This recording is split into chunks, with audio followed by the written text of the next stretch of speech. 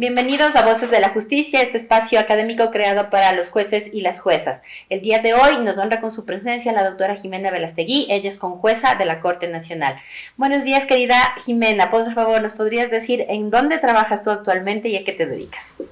Muchísimas gracias. Quiero primero agradecerle nuevamente pues la invitación para formar parte de este espacio que no hace más que contribuir a la formación de los servidores y servidores judiciales. Como usted bien lo dijo, mi nombre es Jimena Velastegui Ayala. Actualmente trabajo en la Corte Nacional de Justicia, soy conjuez de la Sala de lo contencioso administrativo. Básicamente mis funciones son realizar estos análisis de este proceso de admisibilidad de los recursos de casación que ingresan obviamente a nivel nacional. Es importante para los jueces y juezas conocer desde en este espacio y de desenvolvimiento jurídico cómo ven el sistema judicial en la Corte, como mujer y como jueza. ¿Cómo se ha sentido en el Ecuador en estos últimos 2 años? Tal vez hablemos la situación jurídica en la Sala Contencioso Administrativa.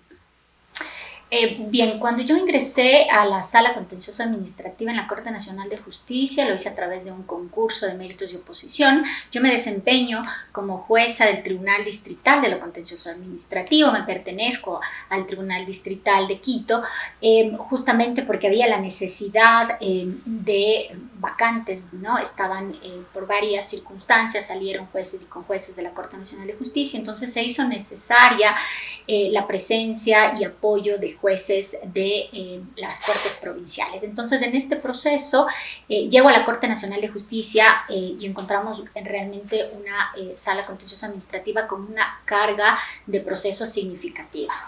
Les contaba que ingresé en el mes de abril del año 2024 y a esa fecha existían 4.600 procesos aproximadamente que se encontraban represados para el proceso de admisibilidad.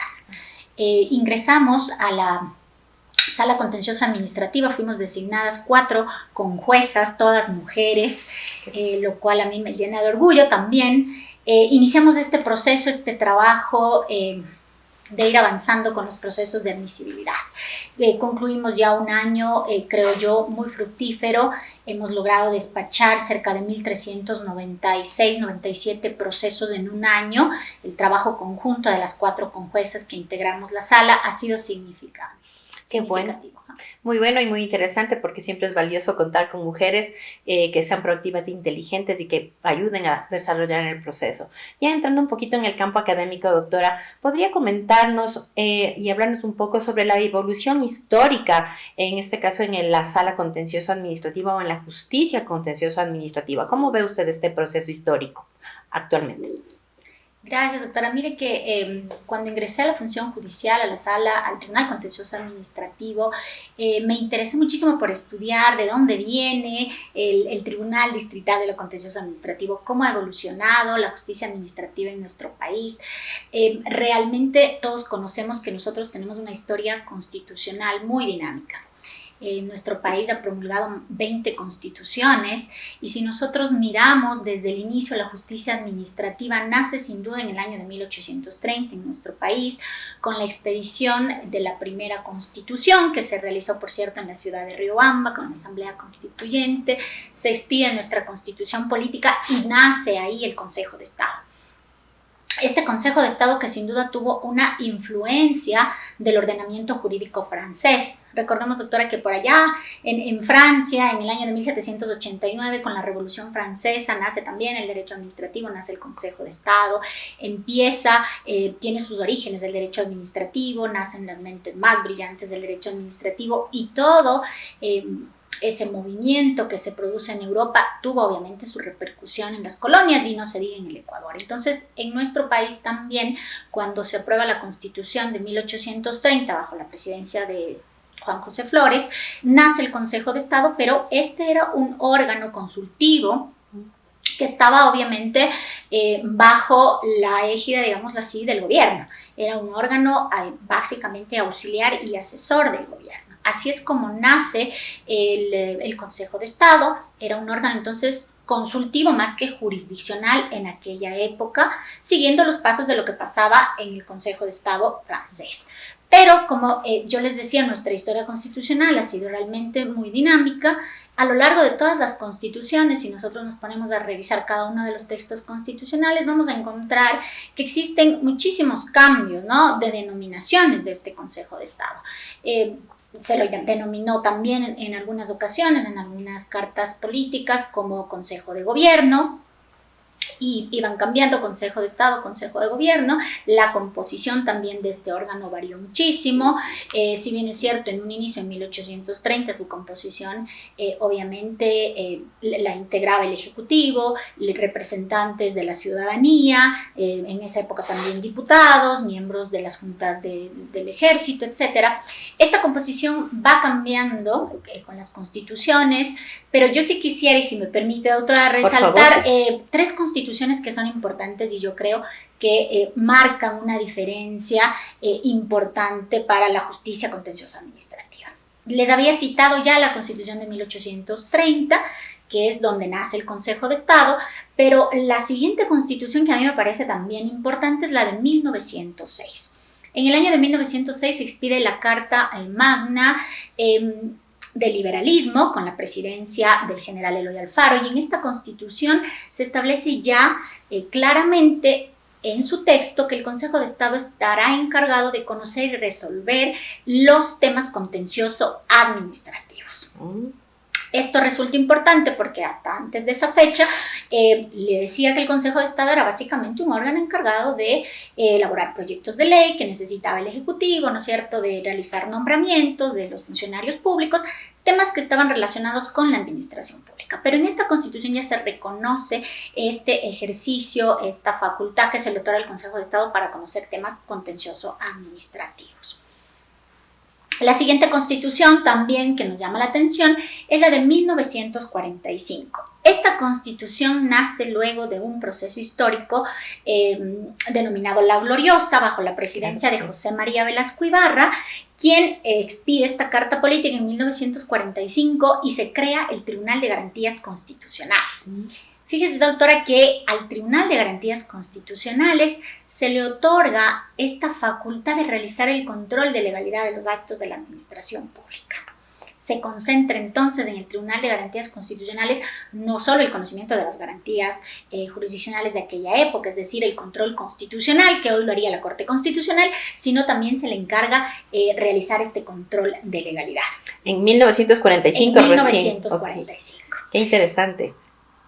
Esta constitución, de todas maneras, no duró mucho tiempo. Desgraciadamente no sabemos si en realidad se logró algún tipo de ejercicio de este control por parte del Tribunal de Garantías Constitucionales, pero sin embargo hay que resaltar que ya dentro de la composición de este tribunal se encontraba el presidente de la Corte Suprema de Justicia integrando el Tribunal de Garantías Constitucionales, justamente por las competencias que ya se le asignaron. Esta constitución, les decía, no duró mucho tiempo, pocos meses. José María Velasco Ibarra se declaró dictador, convocó a una nueva asamblea constituyente, obviamente, que es la Carta de 1946. Pero finalmente, a lo que me quiero referir, y en honor al tiempo, doctora, es la Constitución de 1967. Esta Constitución de la República marca un hito histórico realmente importante y trascendente para la justicia administrativa. ¿Y por qué? Justamente porque se crean ya formalmente los tribunales de lo contencioso administrativo y tributario con jurisdicción nacional, con sede en la ciudad de Quito. Wow. A lo largo de todo este camino que hemos recorrido de más de 100 años, se hizo necesaria realmente la existencia de una justicia administrativa que sea independiente, que sea imparcial, que realmente garantice los derechos de los administrados. Por ello es que surgió la necesidad de que exista un órgano independiente. En ese momento, pues obviamente, se crean los tribunales de lo contencioso administrativo como parte de la función judicial, ¿no es cierto? Es un órgano de la función judicial, y en esta Constitución se establece también que la ley va a determinar cuáles son sus atribuciones y sus competencias. Y es en el año de 1968 donde se expide la Ley de la Jurisdicción Contencioso Administrativa, que es el cuerpo legal que rige la sustanciación de los procesos contencioso administrativos desde esa época, desde 1968. Entonces, fíjense ustedes que es una paradoja, como lo dice uno de los tratadistas, Barbet. Él decía que el Consejo de Estado, que fue creado justamente para auxiliar al gobierno, hoy cambiando, ¿no es cierto? Se convierte hoy en día en un ente, en una entidad que, por el contrario, va a luchar por garantizar los derechos de los administrados. Se hacía necesario un contrapeso porque el Estado no podía ser juez y parte. Nace entonces la justicia administrativa para garantizar que un juez independiente, imparcial, sea quien realice este control de legalidad de las actividades de la administración pública. Qué bonito y qué interesante lo que nos comenta la doctora Velastegui. ¿Usted me podría analizar el constitucionalismo? Entonces tiene como una de las bases fundamentales, en este caso, el derecho administrativo. ¿Contencioso por qué? ¿De dónde aparece, de dónde surge entonces el tema de lo contencioso dentro del área administrativa o en viceversa? Siempre estuvo contencioso ahí y cómo se vincula a lo constitucional. Porque le escucho ahora muy interesante, se está por inaugurar un concurso para jueces constitucionales y es necesario que conozcan este nacimiento, ¿no? Este histórico de las constituciones que han sido 20, como nos comenta la doctora, a lo largo de la República en el Ecuador. ¿Cómo se vincula entonces el derecho contencioso administrativo a la Constitución o al constitucionalismo y esa paradoja, si cabe, como contender y administrar? ¿Cómo le ve usted a esa figura?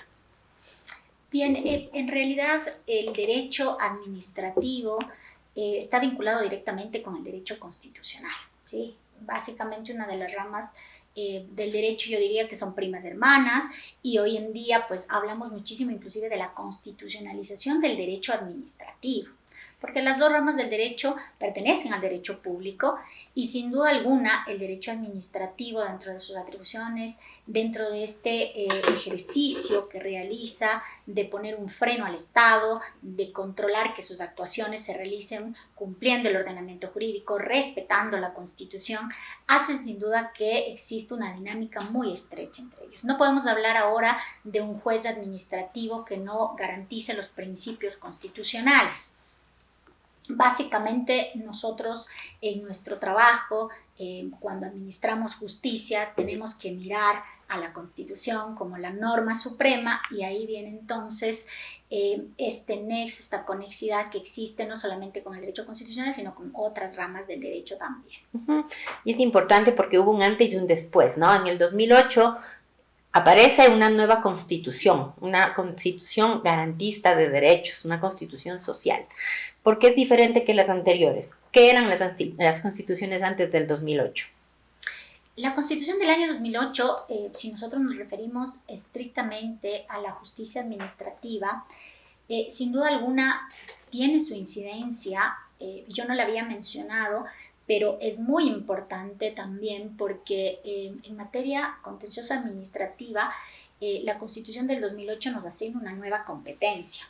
Y los jueces contenciosos administrativos, que siempre hemos sido jueces de la legalidad, digámoslo así, jueces ordinarios, nos hemos convertido hoy en día en jueces constitucionales. Y usted me va a decir cómo es esto. Fíjese usted que en el año 2008, al crearse y al cambiar la estructura del Estado, al crearse nuevas garantías jurisdiccionales, se establece, ¿no es cierto?, la necesidad, y yo digo así,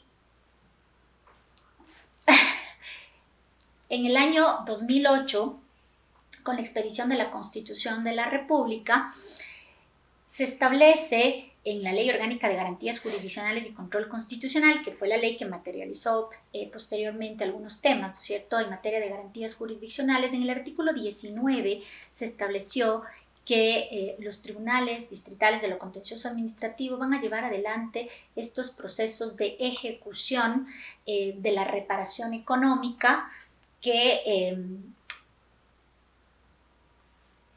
son los procesos de ejecución en materia de reparación económica que son ordenados en las sentencias de garantías jurisdiccionales que emiten las juezas y jueces constitucionales. Es decir, los jueces contenciosos administrativos hoy en día somos jueces constitucionales porque en aquella época, en el año 2009, teníamos la obligación de ejecutar estos fallos.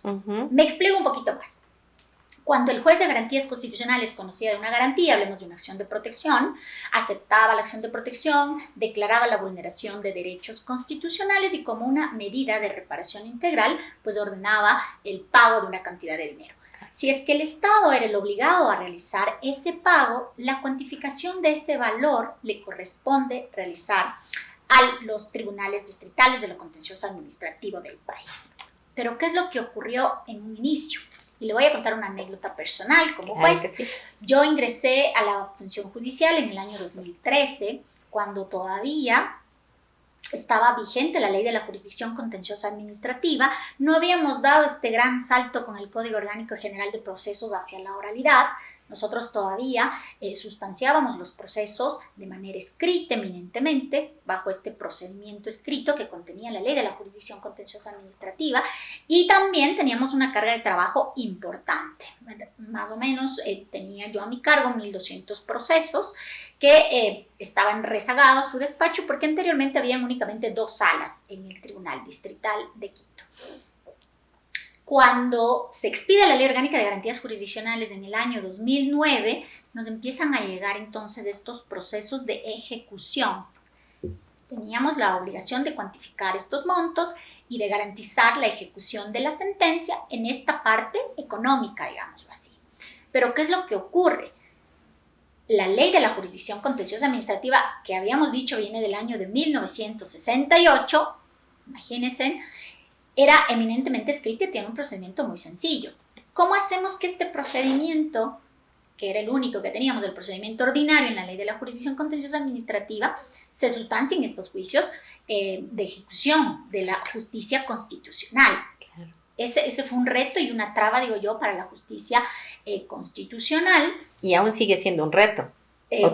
¿O ya se subsanó? Esa parte se ha subsanado, digámoslo así, en parte. Y le voy a contar por qué. Vista esta barrera que se estaba generando, la demora sobre todo en la sustanciación de estos procesos constitucionales hizo que la Corte Constitucional, vía jurisprudencial a través de la sentencia 01116 SISCC, que es una sentencia de relevancia para los jueces contenciosos administrativos, porque la Corte Constitucional, vista esta problemática, realizó una interpretación condicionada del artículo 19 de la Ley Orgánica de Garantías Jurisdiccionales y estableció unas reglas a seguir para efectos de que exista un trámite, digámoslo así, para que se sustancien todos estos procesos de reparación económica y se lo haga de una manera rápida, de una manera ágil, de una manera eficiente, que es lo que correspondía a la naturaleza de estas sentencias constitucionales que teníamos que ejecutar. Claro. Esta sentencia, que es del año 2021, pues obviamente cambió la mecánica de estos procesos. La sustanciación de estas causas ya no se regían por el procedimiento de la Ley de la Jurisdicción Contencioso Administrativa, sino que hoy en día obviamente seguimos las reglas que nos ha dado la Corte Constitucional. Sin embargo, a lo largo del camino nos hemos visto también con varios problemas procesales. La Corte Constitucional vía jurisprudencial ha ido modulando esta sentencia, se han ido aclarando ciertos temas que se presentaban, por ejemplo, con el tema de los peritajes, etc. Entonces, hay otra sentencia importante a la que me quiero hacer referencia. En este caso es la sentencia número 8-22-IS.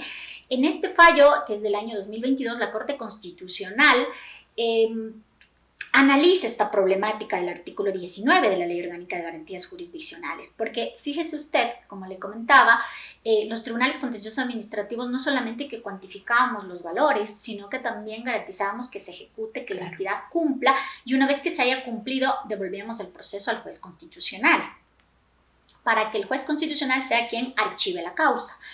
Pero la Corte Constitucional se dio cuenta de esta problemática porque existían realmente corrientes que aseguraban que se estaba afectando la tutela judicial efectiva de los administrados al existir, digamos así, una especie de dilución del proceso de ejecución de una sentencia constitucional. En esta sentencia la Corte reconoce que el juez constitucional, el juez encargado de ejecutar la sentencia constitucional, es el juez de instancia, el juez natural. ¿Quién es el juez natural en materia de garantías jurisdiccionales? Sin duda alguna es el juez que dictó la sentencia, es el juez constitucional, no el juez contencioso administrativo.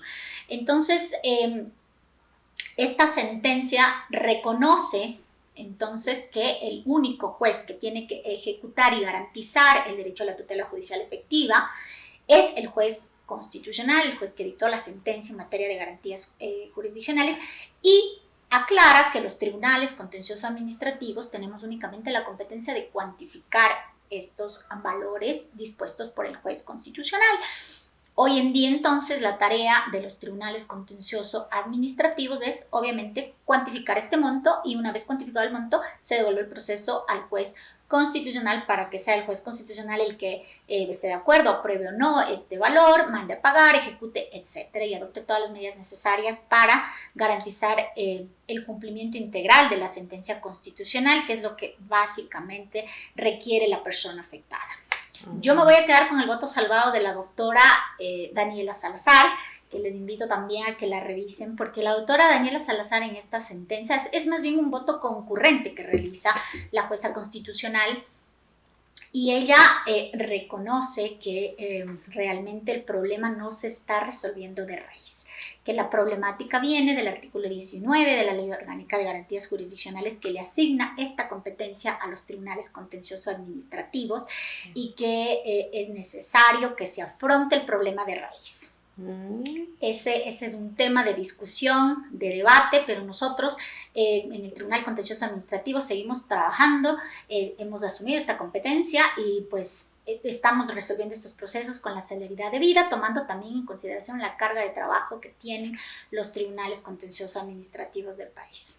Muy interesante todo el conocimiento que nos ha compartido el día de hoy la doctora Jimena Velastegui. Y finalmente, estimada Jimena, ¿qué desafíos se les va a presentar al futuro a los tribunales contenciosos administrativos con estas reformas o con esta propuesta? ¿Sería de cambio en este caso del Código Orgánico? Definitivamente, porque el problema de raíz es del artículo 19. ¿Qué desafíos entonces ustedes esperan enfrentar en los próximos 5 años tal vez? Realmente tenemos grandes retos. La justicia administrativa está enfrentada a grandes cambios. El avance de la tecnología, temas de inteligencia artificial hacen también que la mecánica de la administración pública cambie y nos vamos a ver enfrentados a nuevos temas.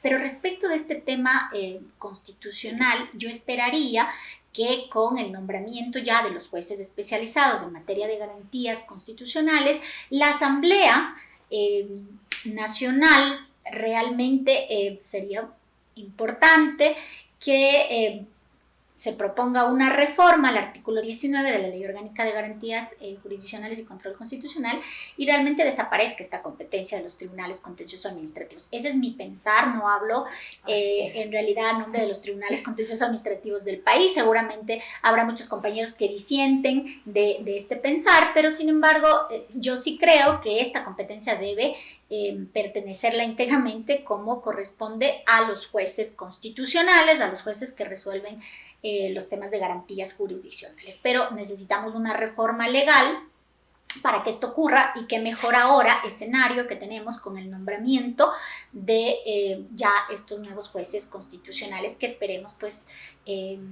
ya podamos un poquito arreglar dentro de la casa. Que es respondiendo justamente al referéndum, al pedido del pueblo, que sea ese juez especializado y que sería el de instancia a que le corresponde realizar todo el proceso desde el inicio hasta el final.